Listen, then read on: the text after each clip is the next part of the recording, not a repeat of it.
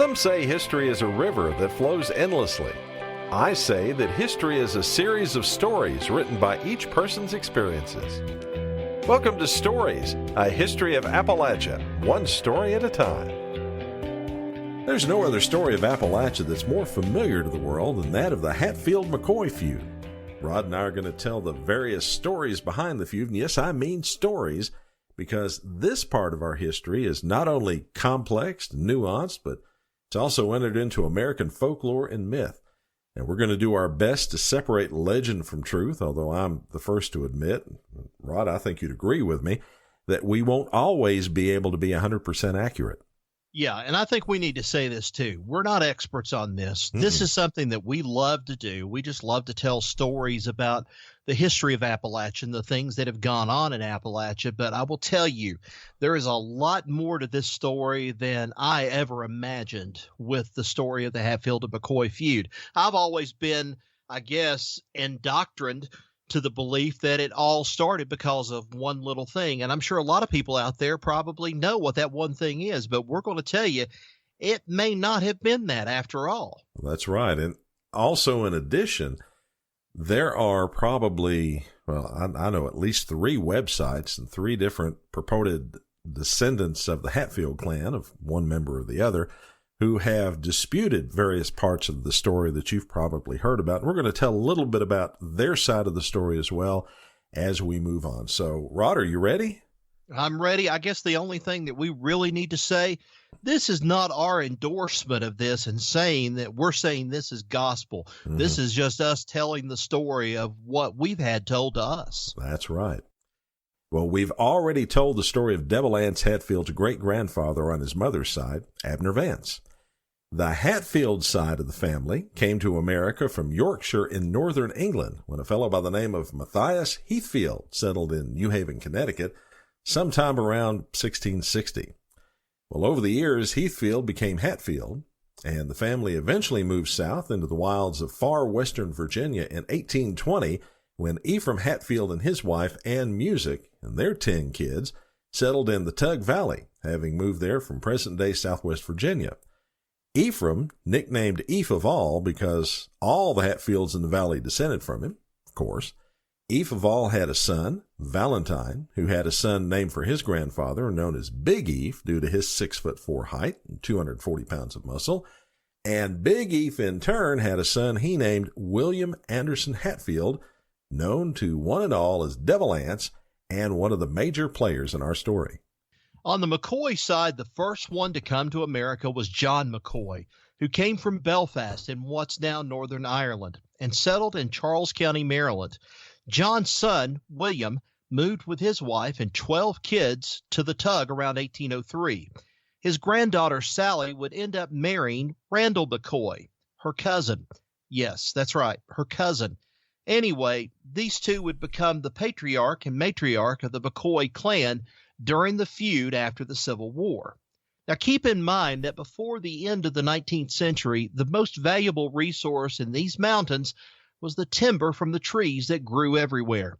And if you've ever been in Appalachia and seen the forests, maybe in the Great Smokies National Park, keep in mind that those forests have only been there for probably, I'll say, around 100 to 125 years. Because you see, the great stands of virgin timber were all logged after the Civil War, leaving bare mountainsides and new growth. And those forests were something to behold, too. Imagine trees 30 feet or more around. Hickories, beech, oak, maple, and sorely missed nowadays, the American chestnut, which has been almost destroyed by the chestnut blight. And who do you think controlled a large part of that timber in the Tug River Valley? Why, Devil Anse Hatfield, of course. He would log his lands and use that money, along with whatever other persuasion he could muster, to acquire more timberland. Thus, Hatfield was a relatively wealthy man for that time and place. And while Randall McCoy, also known as Old Randall, was doing okay, he wasn't as well off as Devil Anse, which caused a bit of understandable resentment between the two. On top of this was the Civil War, with the divided loyalties that played out in the border states of Kentucky and West Virginia, and that's where our story begins today. The Hatfields were Confederates, and Devil Anse and his clan were members of the Logan Wildcats, a guerrilla group that protected the Tug Valley from the Union. Devil Anse headed this group. Randall's brother, Asa Harmon McCoy, was a Union man. On October 20th, 1863, Harmon joined the 45th Kentucky Infantry, a company of Pike County Home Guard. He was captured by Confederates on December 5th, 1863, while he was recovering from a gunshot wound to the chest and later released to a Union hospital in Maryland. Although he got out of the hospital, he soon returned to another hospital in Lexington, Kentucky in May of 1864, suffering from a bad fracture to his leg. And that's where he remained until the end of the year, when the 45th began mustering men out of the service. Harmon McCoy was released the day before Christmas of 1864, and he headed home to Pike County.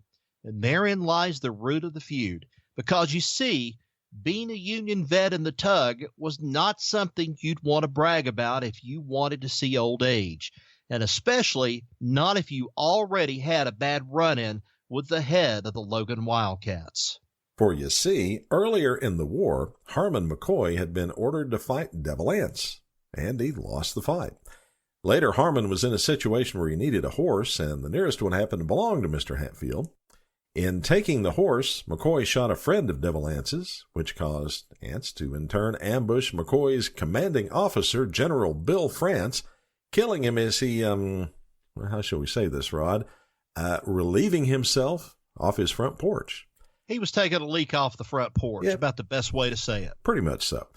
That caused a rumor to spread that Harmon McCoy was going to kill Devil Anse for his superior's death. And that, according to legend, led to the first death in the Hatfield-McCoy feud. Now, the most well-known version of what happened is as follows. In January 1865, as Harmon McCoy headed home to his wife Martha, also known as Patty, and his kids, he got wind that the Hatfields were looking for him with ill intent. Because of this, McCoy decided to hide out in the woods till things cooled off before going home so that he could protect his family. Harmon secreted himself inside a cave on Blue Spring Creek, not too far from his house.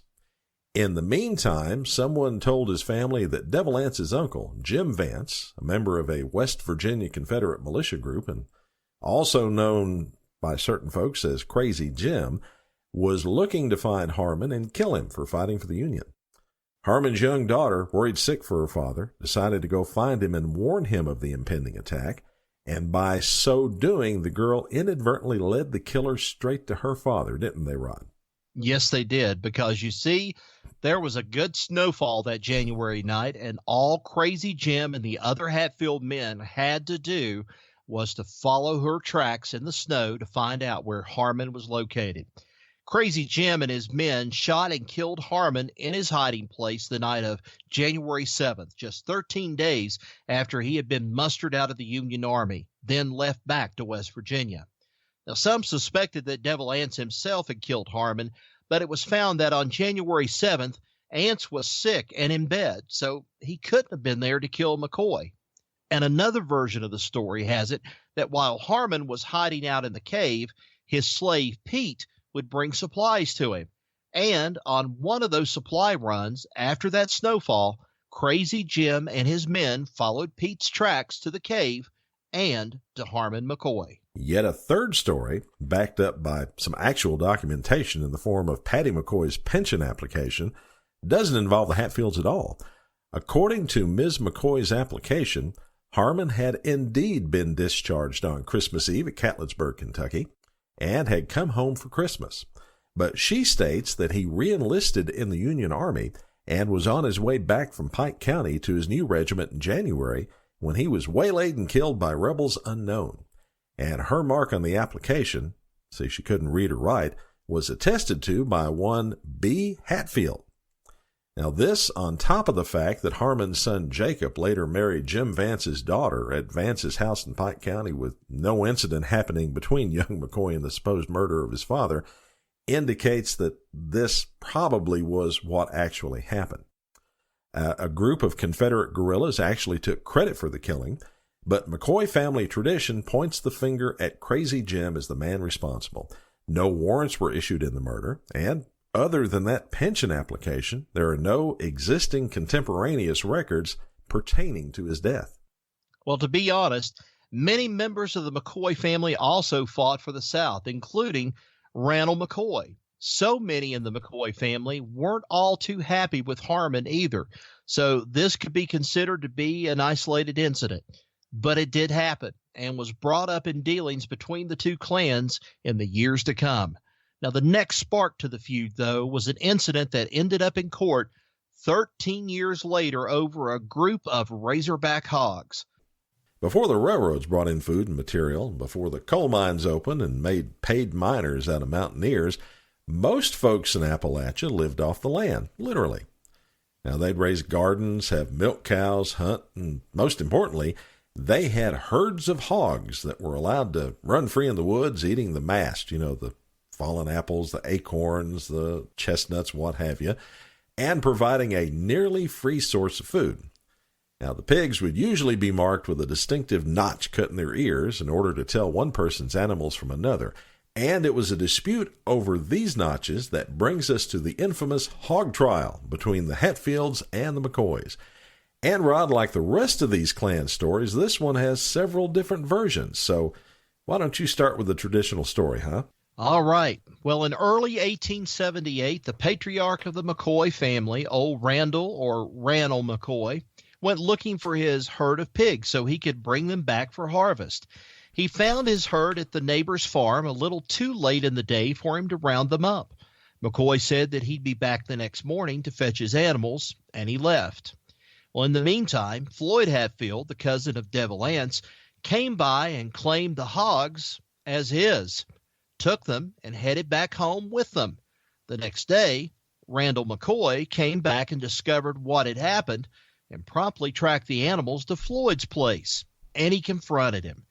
Floyd swore that those pigs were his, regardless of any earmarkings or lack thereof. Incensed, Randall McCoy promptly went to the justice of the peace, who happened to be, get this, another cousin of Devil Anse, named Preacher Anse, and demanded that justice be served. Well, Preacher Anse set up a jury of peers made up of 6 Hatfields and 6 McCoys to decide who owned the pigs. On the McCoy side of this jury was Randall's nephew, a man named Selkirk McCoy, who was married to a Hatfield and who just so happened to work for Devil Anse in his timber operation. And well, the trial was held in a Hatfield log cabin located along Blackberry Creek in Pike County. By the way, Rod, that cabin is still there and is a tourist attraction that you can visit if you're so inclined to do so. Well, I might just do that, Steve. Thank you. Indeed. Anyway, one by one, the witnesses testified, starting with Randall McCoy. After his side rested, the Hatfields had their turn. As their testimony wrapped up, Randall, filled with anger at what he took as lie after lie after lie from the Hatfield witnesses, jumped up and launched into a furious tirade against the last witness, Bill Staton, the brother-in-law of Floyd Hatfield. At that, Staton lunged at McCoy but didn't reach him as McCoy's sons managed to grab the witness and restrain him. After reviewing the testimony from the parties as well as all of the evidence, the jury retired to deliberate and come up with a decision. In the end, the jury decided the case by a vote of 7-5, Selkirk McCoy siding with the Hatfields and declaring the hogs to be the property of Floyd Hatfield. As you can imagine, the McCoy family felt betrayed by Selkirk as well as the justice system. Not only that, there was a bit of envy on the part of Randall McCoy when it came to the more financially successful and powerful Hatfield clan, personified in Devil Anse Hatfield and his vast timber holdings in West Virginia. The family laid a large part of their anger on that last witness, Bill Staton, and that's where the violence all started. Well, Staton was waylaid while he was out hunting a few months later by 2 of Randall's other nephews, Sam and Paris McCoy, and gunned down in a violent confrontation. Now, the 2 were arrested and brought to Pikeville for a trial before Valentine Hatfield, uncle of Devil Anse. Sam and Paris argued self-defense and were acquitted. From there, the violence escalated over the next 10 years into the most infamous feud in Appalachian history. Now, I said that this was one of the stories of the hog trial and probably the best-known story. You see, the press covered the feud with great intensity after it was over. Now, it seems that some members of the Hatfield family have a different story to tell, and throughout this series of podcasts, we'll tell that story as well. A direct descendant of Preacher Ance Hatfield by the name of Thomas Dotson has a blog called Hatfield and McCoy Truth, in which he relates the history of the clans as told to him by his ancestors, many of whom were alive at the time. And Rod and I are going to relate his version of the hog trial to you today. Well, first of all, there was likely a dispute over a pig between Randall McCoy and Floyd Hatfield. Preacher Ance, though, was just that, a preacher. He wasn't a justice of the peace, at least not at that time. There was no formal trial before Preacher Ance in 1878. And not only that, hog stealing was considered a felony at that time and couldn't be tried before a justice of the peace, it being a matter for the circuit court and the circuit court judge. Not only that, but trials before a justice of the peace were limited by a statute to 6 jurors. As an aside, there are other researchers who have actually dug up court documents in Pike County that show that Randall McCoy did file suit over some stolen pigs in circuit court about this time, so there appears to be a kernel of truth to this tale. Well, the Dotson version of the story has it that it was more likely that Preacher Ance attempted to mediate the dispute as the preacher of a church in order to maintain the peace between two members. Now, according to Mr. Dotson, though, several people alive at the time remembered the hog incident, but not a trial, with the parties being Randall McCoy and a man named Jesse Guzlin. According to the Guzlin family, there was a problem with McCoy's hogs getting into Guzlin's garden, eating and tearing it up. And Jesse told Randall about the problem, sort of in a nice way, neighborly way to say, not a problem yet, but you might want to watch your hogs. Well, McCoy didn't do anything to stop them. Eventually, one of the pigs rooted around a young apple tree so much, Rod, they killed it. And so Jesse did the same thing to the pig. Well, it's understandable. Well, being a man of conscience, Guzlin hauled the deceased pig to McCoy's farm, and he fessed up to shooting it. That act of contrition got Mr. Guzlin a cussing out, and even after, Jesse had a motto about the McCoy hogs: shoot 'em and smoke 'em. Well, Dotson disputes that story, that any dispute over a hog would trigger a violent feud. He points out that Devil Anse was involved in several lawsuits at the time over his timber holdings, at least one of which was with a McCoy relative, Perry Klein, that were worth a whole lot more money than any one wild pig would be.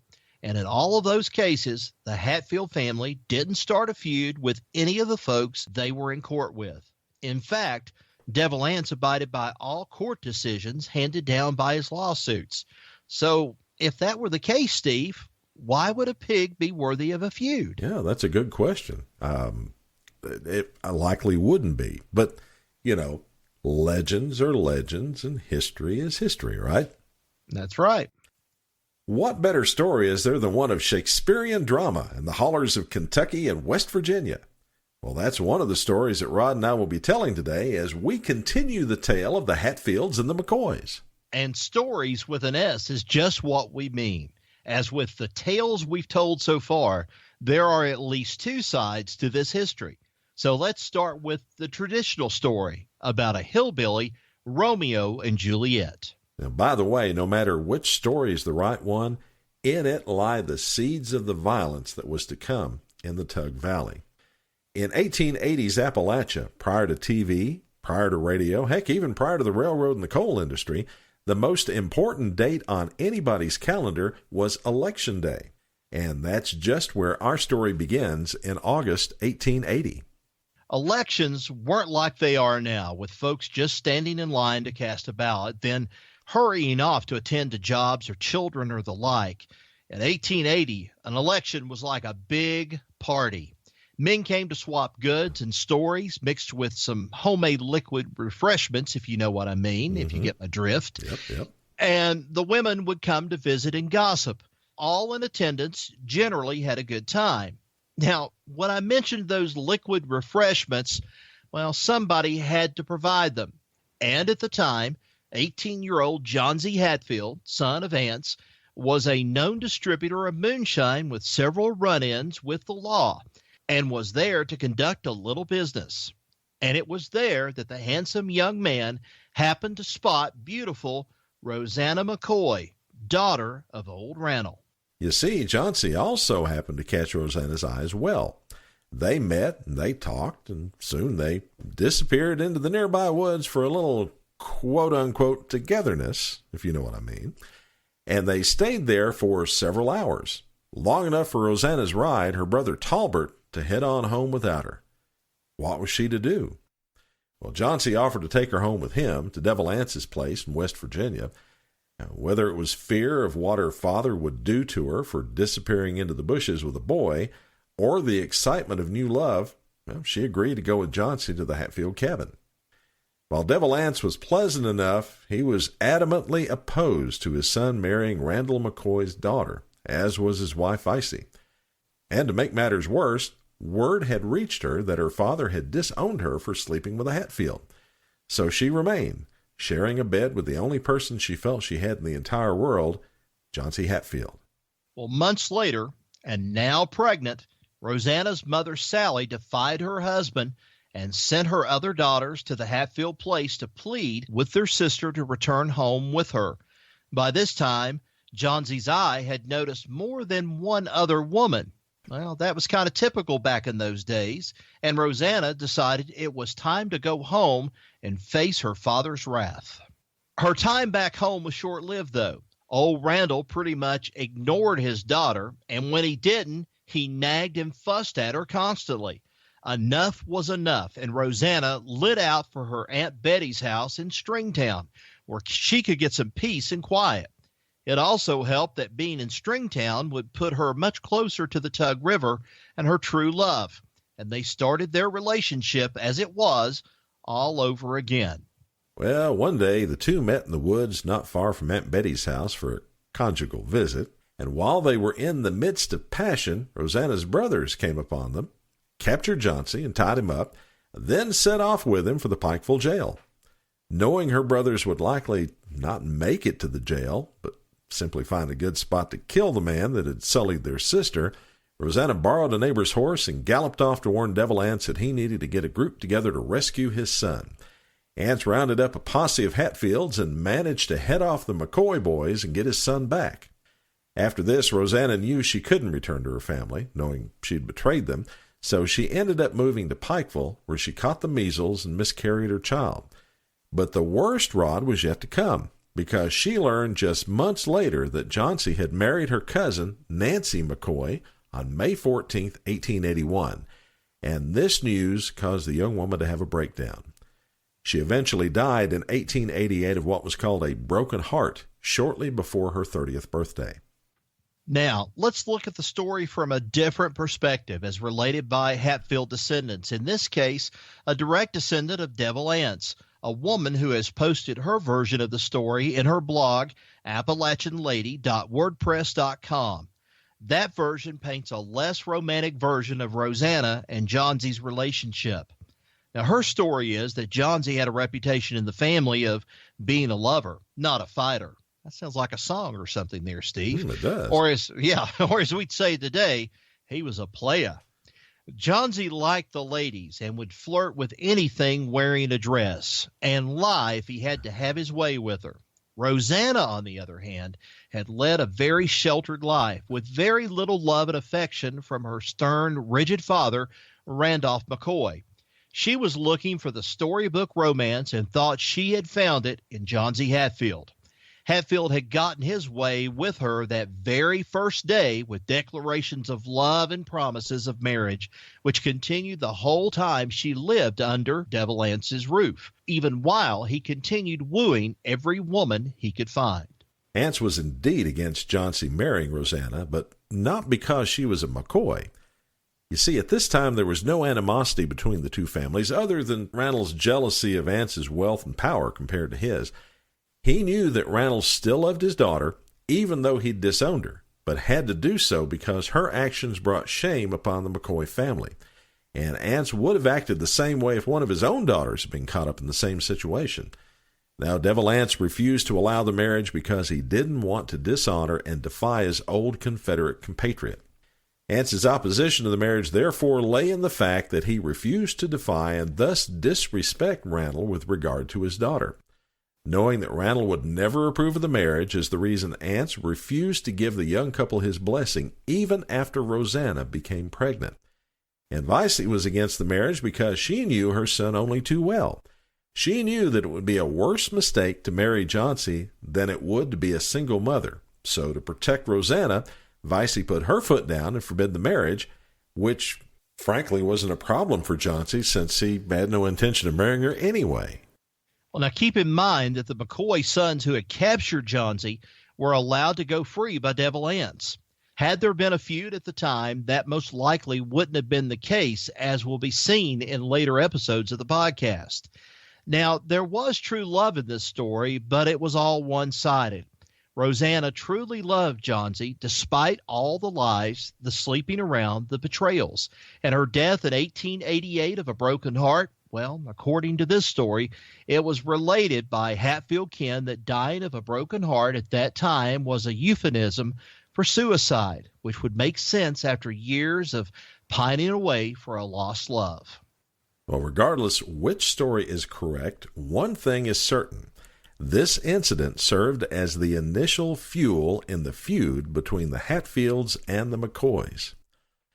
We've told you about the origins of the families and the tragic romance between Rosanna McCoy and Johnsy Hatfield, which laid the foundation for a decade of warfare in the hills of the Tug Valley between Kentucky and West Virginia. Now, let's get into the fighting itself, which stems from a crime committed in 1882. Well, as we've said before, in the 1880s, local elections were the highlight of Appalachian social life. After church gatherings, and, to be honest, getting drunk on moonshine was usually frowned upon by the church then as it is now. On August 7th, 1882, that was the date for local elections in Kentucky. The candidates that both clans supported won, so there was a lot of celebrating going on and a lot of liquor being poured and drunk. And the polls were open on Blackberry Creek, a tributary of the Tug, around sunrise. This particular polling station was on Hatfield Branch, which runs into Blackberry Creek not far from Matewan, West Virginia. And one of the Hatfields present that day was one Ellison Hatfield, whose older brother was none other than Devil Anse. Also there that day were three of Randall McCoy's boys, Talbert, Farmer, and 16-year-old Randolph Jr., or Bud, as he was called. Now, one of the officials at the election that day was Devil Anse's 47-year-old cousin, also named Anse, but referred to as Preacher Anse to distinguish the two men. And because Preacher Anse was, in fact, a highly respected Baptist preacher of the Word of God. Now, remember, it had only been a little over a year since the boy's sister, Rosanna, had had her affair with Johnsy Hatfield and lost her baby, with no justice administered, since Johnsy had been taken from the custody of the McCoy family by Devil Anse and his posse. So there were hard feelings between the two families that day, and it all came to a head. You see, Ellison, father of 11 children, was a physically powerful man who was a Confederate veteran of the Civil War and who'd been a lieutenant in Pickett's division. As such, Ellison was with the division in Gettysburg on July 3, 1863, participating in Pickett's charge, so Ellison Hatfield was not one to be cowed by anybody. Well, as the day passed and the drinking increased in the crowd that was gathered around the Blackberry Creek polling place, things suddenly took a dark turn. The McCoy boys, led by Talbert, had been arguing with Lias Hatfield, another member of the Klan, about a $1.75 debt that Talbert claimed Bad Lias owed him for a fiddle that he had sold him. It was at this time that Ellison came up on the group, drunk on moonshine, and joined in the back and forth, apparently trying to break up an impending fight. Talbert looked straight at the Confederate hero and told him, "I'm hell on earth." To which Ellison replied, "You're a damn effing hog." Oh. It was on by that time. Well, the three McCoy men and Ellison Hatfield got into a fist fight that quickly escalated when knives were drawn. Ellison was stabbed 26 times by his attackers, but still, fortified by moonshine, he kept on holding his own. Well, that is until guns were drawn. One of the McCoys shot Ellison with a shotgun at point-blank range, finally dropping him to the ground. Constable Floyd Hatfield took Talbert, Farmer, and Bud into custody for transport to the Pike County Jail in Pikeville. Ellison Hatfield was taken to the home of Anderson Farrell in Warm Hollow, just behind the depot at Matewan, where he was tended to as best they could. Well, the constable and his men started off with their prisoners from the polling place on Blackberry Creek, headed to Pikeville. As they came around a hill on the road to the county seat, they were ambushed by Devil Anse and a posse made up of his kin, and they were relieved of the McCoy men. Anse took them across the state line into West Virginia and temporarily held them in an old building to await Ellison's fate. If his brother died, then so would his attackers. And there they stayed, Rod, tied up for the next 2 days. Well, during that time, some of the McCoy women appeared to plead for the lives of their kin, but it was to no avail, because on the afternoon of August 9th, 1882, Ellison Hatfield died, and the fate of Talbert, Farmer, and Bud was sealed. The Hatfield men got them up and hauled them down to the tug, where they soon found a place with a pawpaw thicket. There, the three were blindfolded and tied to a pawpaw tree. The Hatfield men then, at point-blank range, shot Talbert's head off with a shotgun in front of the other two McCoys, then proceeded to kill them, unloading all their weapons into the three bodies. The bodies of the three McCoys were hauled in a sled from the bank of the Tug River near the mouth of Mate Creek to the McCoy home on Blackberry Fork of Pond Creek. The 7-mile trip across a mountain by a man driving a horse with a sled in tow would have taken a half day. Well, indictments were issued for Anse and other members of the Klan who were involved, but no action was taken to extradite them back into Kentucky for at least 5 years. Eventually, several of the Hatfield men were brought back across the Tug in a, well, let's say extra-legal way. That led to a landmark ruling from the United States Supreme Court, which resulted in open season for bounty hunters in both states. But that's a story for another episode coming real soon. Well, the murder of Ellison Hatfield in this remote Appalachian valley brought newspapers from all over the world to the area in search of the next sensational development in the feud. And it also eventually brought the world many of the negative stereotypes that we live with in Appalachia to this day. For example, ignorant, uneducated hillbillies drunk on moonshine, indiscriminate violence, hatred, distrust, fear of outsiders. All these familiar images stem from the predecessor of the yellow press of the 1880s and 1890s. Anything, Rod, to sell newspapers in New York and Chicago, London and Paris.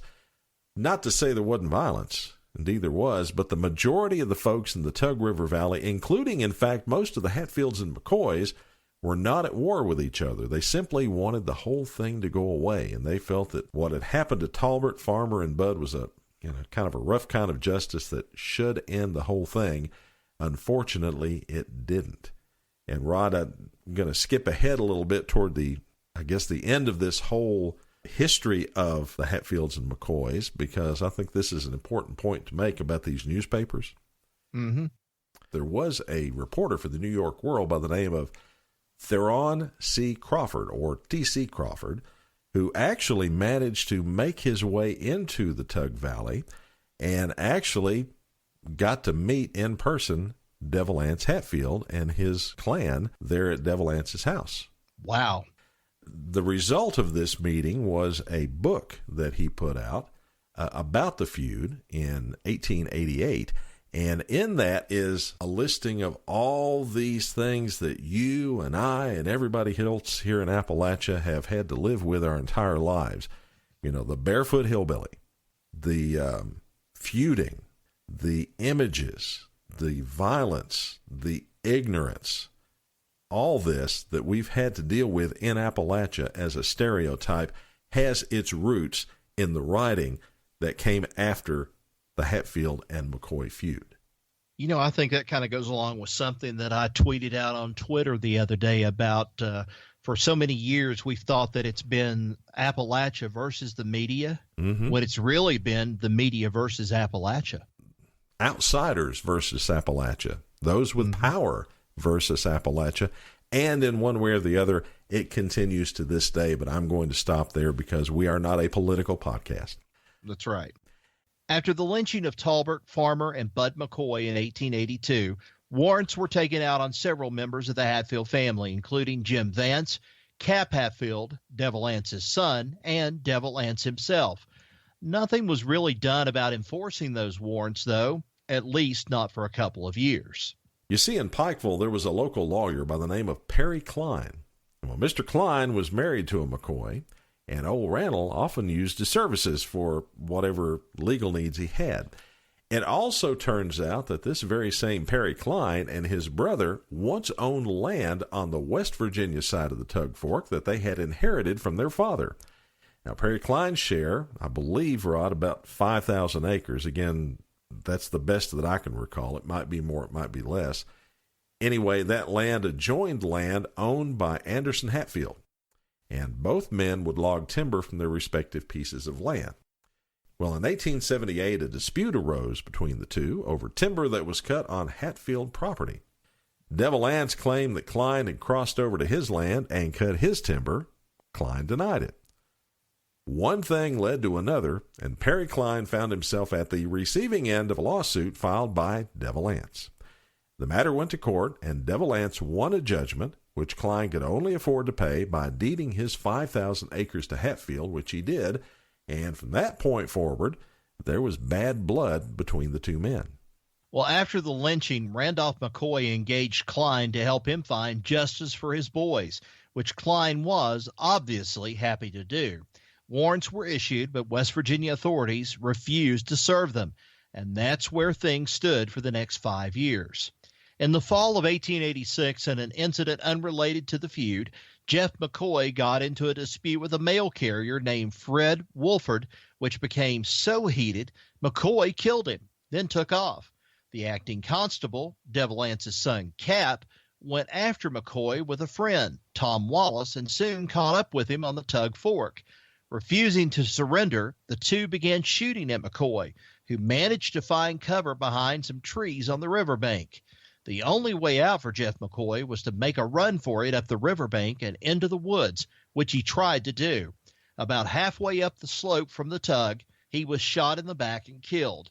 The result of this incident was Tom Wallace's body being found the next spring, presumably killed in revenge by the McCoys, and a renewed effort on the part of Klein to bring the Hatfields to justice in Pike County. Now, Rod, this is where it gets a bit political on both sides of the Tug Fork.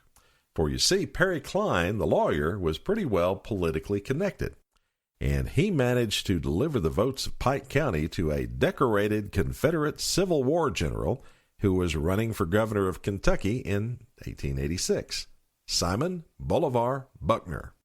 In any event, after Simon Bolivar Buckner's election and the killing of Jeff McCoy, Klein was able to convince Governor Buckner to reinstate those old warrants that had been issued against the Hatfields for the lynching of the 3 McCoy men in 1882. The state of Kentucky, through Governor Buckner, requested formal extradition of Devil Ance and the other Hatfields involved in the lynching, but the West Virginia governor, E.W. Wilson, refused to comply, using all manner of legal maneuvers to avoid the request. For example, saying you didn't file the proper affidavit with your request for extradition. You need to do that in triplicate and send it to us, etc., etc. You see, Devil Ance, a wealthy timberland owner, had powerful political allies of his own in West Virginia, particularly the West Virginia Secretary of State, John Floyd. And Mr. Floyd had the governor's ear. Frustrated with the fighting between the families along the border, both Buckner and Wilson dispatched militia to the Tug Valley, and, Rod, for a time it appeared that there might be open warfare between Kentucky and West Virginia, but tensions eased and eventually the militias were withdrawn. Well, frustrated by the legal process, Perry Klein enlisted the services of Pike County Deputy Frank Phillips, also known as Bad Frank Phillips, to go into West Virginia to execute on the warrants and bring back Devil Ance and the other Hatfields to face justice in Pike County, a process that was and is very illegal. Phillips had no problem crossing the state line in search for the subjects of the warrant, though, and began harassing the Hatfield clan. And that led to scattered incidents in the mountains of Kentucky and West Virginia between the McCoys and the Hatfields. Everything came to a head on New Year's Day, 1888. Now, before we go on with the main part of this story, you mentioned about Bad Frank Phillips. He really was. He was a mean lawman. And in reading what I found about all this, I get a sense that perhaps the writers of Justified might have been looking into some of this for some of their characters, to be quite honest with you. Wouldn't surprise me in the least. And another thing, too, with West Virginia and Kentucky, I'm surprised that at one point or another, the state of Virginia, especially southwestern Virginia, Buchanan County, Dickinson County, some of those areas in there didn't get drawn into this as well, because this covered a wide area, especially along Pike County, going up into West Virginia, into the states. Well, to be honest with you, and again, when we did our first podcast on the Hatfields and McCoys, I said I wasn't going to get too deep into this, but there was at least one and maybe two members of the Hatfield folks who came out of Tazewell and Buchanan counties. Okay, well, I would kind of expected that, but the warfare and things of crossing over, trying to run from the law, and different things like that, I would have expected things like that. But these were bitter feuds. Well, back to the main story. On New Year's Day, 1888, after a night of drinking and celebrating the new year, a group of Hatfield men, including Jim Vance, who led the party, Cap Hatfield, Ellison Cottontop Mounts, who, by the way, was the illegitimate son of Ellison Hatfield, the man that was killed in the election 1882 incident, and Johnsey Hatfield, decided that it was time to put an end to the McCoys once and for all. So a plan was devised to attack the Randall McCoy farm on that snowy and bitterly cold New Year's night, an incident that has gone down in history as the New Year's Night Massacre. Well, what happened was, under the cover of darkness, the Hatfield men crossed the Tug Fork into Pike County. They headed up to the McCoy cabin on Blackberry Fork of Pond Creek. Now, once they arrived, they surrounded the cabin, opening fire on the sleeping family. They proceeded to make attempts to set the cabin on fire. Those inside, which include Randall, his wife Sally, and their children, did all they could to extinguish the flames before they could spread, pouring whatever they had on those flames to try to put them out. But the fire was too much for them. Randall's daughter Alifair dashed off for the well in an attempt to get water to help with the fire, but was shot and killed as she ran out of the house. Her brother Cal, who rushed out behind her, was shot and killed as well. Seeing this, Sally McCoy ran out to save her children, but as she reached her fallen daughter, she was confronted by the Hatfield men, one of whom beat her and struck her so hard in the head that she was thought to be dead and left in the snow, suffering several broken ribs and a fractured skull. The commotion allowed Randolph McCoy to gather his remaining children and dash off into the woods.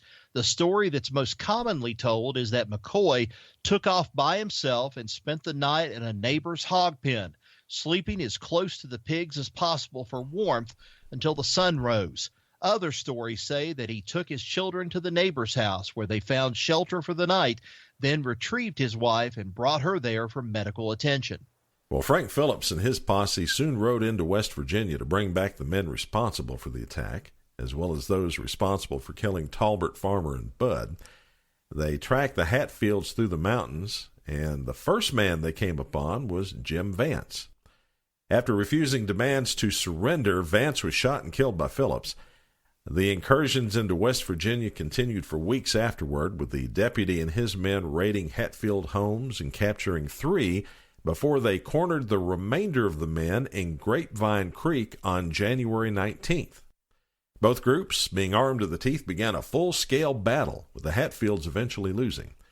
2 Hatfield supporters were killed, and a deputy allied with the Hatfield family, Bill Dempsey, who, by the way, Rod, is a cousin to boxer Jack Dempsey, was said to have been executed in cold blood by Bad Frank Phillips.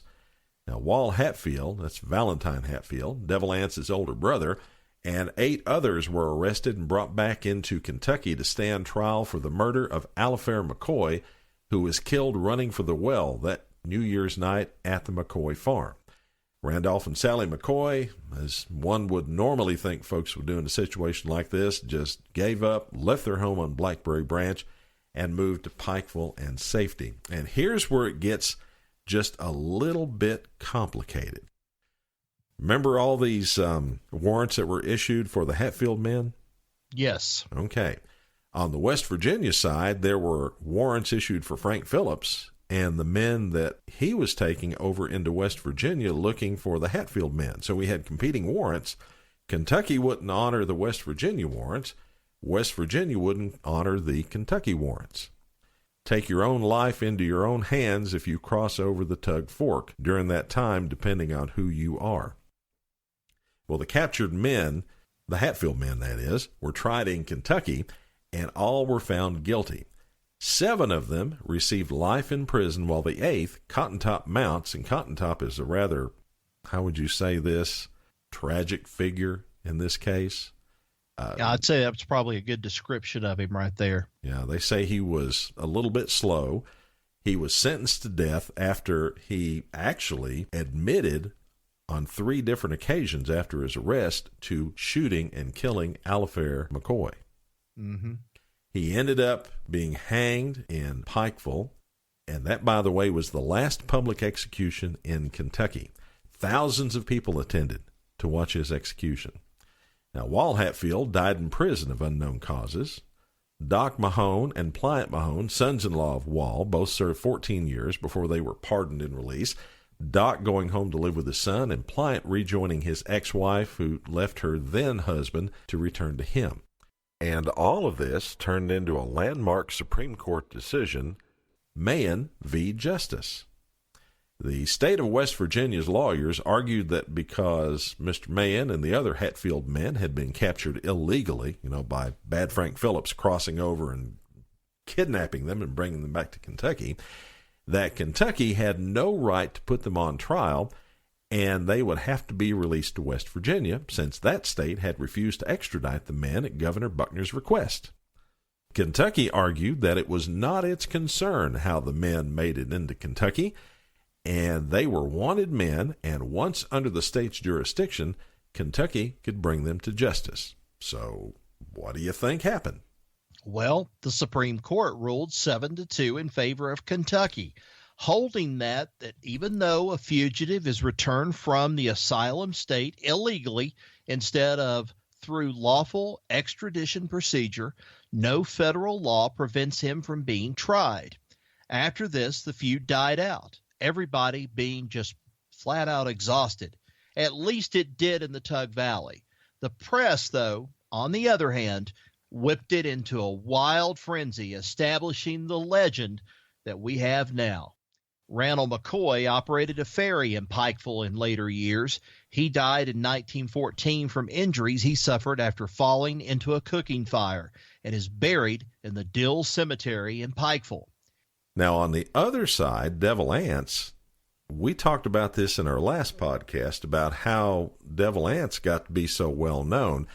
A New York World reporter by the name of T.C. Crawford came down to West Virginia and managed to make his way into what was in Logan County to find Devil Anse and get his interview. Now, other folks, Rod, had tried to do the same thing, but they didn't do it right. They just barged right in, got shot out, and barged right back out, pretty much.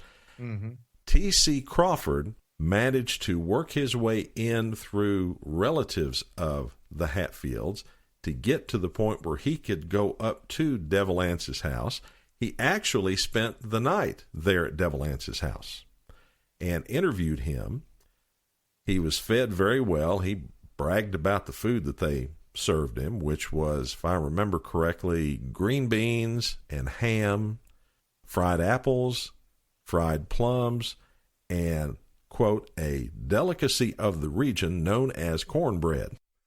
So he was there, he was fed, he was talked to, he was told Devil Anse's side of the story, and he ended up publishing that in a book in October of 1888, which was the first full-size book that talked about the feud, and coincidentally also laid the foundation for all the stereotypes of the lazy, crazy, violent, uneducated Appalachian hillbilly. Thank you, Wow. T.C. Crawford. Yeah. He's the one that started it. And then in years, in the future years, other cases and other things happen. And of course, we talked in another podcast before of the Edith Maxwell story and how the press came in once again, and they came into Wise County, into southwestern Virginia, and talking about things in central Appalachia, much in the same way as to what Mr. Crawford did in this case with the Hatfields and McCoys, and how this was all played out. And again, it comes back to this thing of, the way that the media portrayed Appalachia, when in fact, everyone thinks that it's always been this case of Appalachia versus the media and the stereotypes. In a lot of ways, it's the media with their own stereotypes of Appalachia. That is absolutely true. And that leads up to the present day through the Beverly Hillbillies, for example, all the marketing, I guess you could call it, that happens in Pigeon Forge and Gatlinburg, talking about hillbillies, all the way down to present day. We are, I suppose, the only group of Americans that it's okay to make fun of. Yeah. And, and I have to say this also, and I'm trying very hard not to be political, but there are people that are from away from here, and I will give one name that really just stands out with me, that wrote stories and really stood out with about this area, and that is Elmore Leonard. When he wrote the stories concerning Justified, or what we know as Justified, the TV series with Raylan Givens, he personified this as a struggle in this area, the drugs, the different things that go on, but also that these people had a way of life that was not in a lot of ways any different than maybe what happened in the city, what was going on in Detroit, in places like that. But that's for another podcast too. We could talk about that in another podcast in another way, but we've seen some writers along the way, too, that have given a very positive view of Appalachia over the years, and Elmore Leonard is one of those. Unfortunately, T.C. Crawford was the one that really, I guess, started the big bang when it comes to the defamation of hillbillies. That's true. And I guess we better tell folks whatever happened to Devil Anse. Yeah, I guess we better. And, matter of fact, Devil Anse did end up selling a large part of his timberland to, you guessed it, none other than the robber baron coal companies from Philadelphia, who brought in the railroad and began mining the vast reserves of coal underneath those lands. Now, you would think that Devil Anse was probably one of these very wise men who had, was wise to this sort of stuff. But at the same time, these were people that were coming in from outside of Appalachia who wheeled and dealed, and in this case, like T.C. Crawford did, they sweet talked. And that's what they did. And in this case, Devil Anse ended up selling the large part of his timberland to these barren coal companies, and then they began mining the vast reserves of coal underneath those lands. And eventually, Anderson Hatfield was saved and baptized, of all things, in 1911. And from what I understand, it was a massive, huge, big event when he was baptized. Yes, it was. You could imagine everybody coming from miles around to see Devil Anse basically give up being the devil and being saved. Yeah. This was, in essence, this would have been a huge media event today. Yeah. And then Devil Anse, about 10 years later, died of pneumonia on January 6, 1921, in Sturrat, West Virginia. Now, a life-size marble statue of him still stands at his grave in West Virginia. And, Steve, there are so many stories, as we've said, about the Hatfields and McCoys. And I was about to close, but I almost forgot about something. We've talked about all the different stories and the readings and different things like that. I have to give some credit, at least. When they did make the miniseries on the History Channel with Kevin Costner, they at least did try to make some, I guess, semblance to mountain life in Appalachia back in those days. They didn't make fun of it. They portrayed it as a very rough life. Yeah. Now, whether the story was as accurate as what we've told you or the other stories that are out there, that's a little bit of a different thing. But still, the image of Appalachia is becoming quite different now, I think, to a lot of people. But it's still something that's been tainted going back almost 100, 150 years. And those are the stories of the Hatfield and McCoy feud. Thanks for giving us a listen. If you'd like to subscribe to the podcast, you can do so on iTunes, Stitcher, Google Play, or on your favorite podcast app. We're on Facebook at Stories of Appalachia and on Twitter at Story Appalachia. Again, thanks for listening. Till next time, so long, everybody.